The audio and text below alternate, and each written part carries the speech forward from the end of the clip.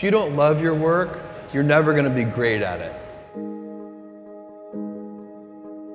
If you can get your work life to be where you enjoy half of it, that is amazing, because very few people ever achieve that. Because the truth is, everything comes with overhead.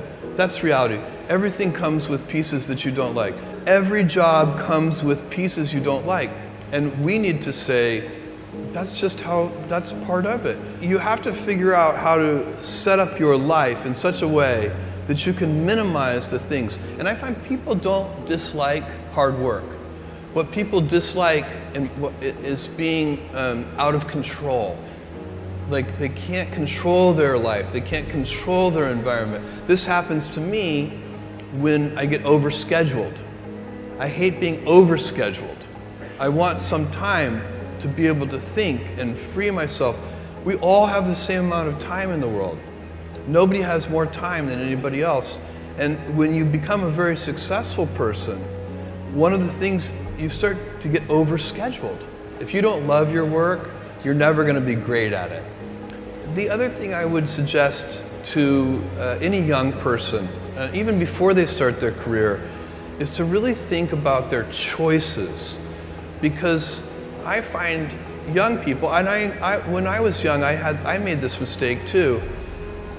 You can get very fixed on your gifts. So everybody has gifts. You know, you have gifts and you have things that you didn't get gifted. Maybe you're extremely beautiful, maybe you're extremely good at mathematics, there are a lot of things that you can be given. But those things can confuse you because they're not the things that construct your life. It's your choices that construct your life, not your gifts. You can celebrate your gifts, be proud of them, be happy of them. Actually, don't be proud of them, be celebratory of them, but you can't be proud because they're gifts. They were given to you. You didn't earn them. You can only be proud of the things you earn. And so, as I got older, I started to realize I wasn't proud of my gifts. I was always good at school. School was always easy for me, and I was always proud that I was a great student. I got A's in all my classes. I was good at math, all of that. And I thought that's who I was, but it's not true.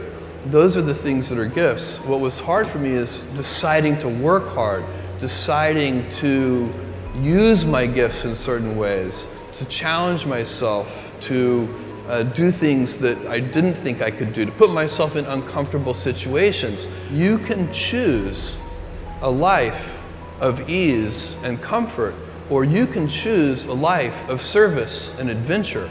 Which one of those, when you're 90 years old, are you going to be more proud of? Tomorrow, in a very real sense, your life, the life you author from scratch on your own, begins. How will you use your gifts? What choices will you make? Will inertia be your guide, or will you follow your passions? Will you follow dogma, or will you be original?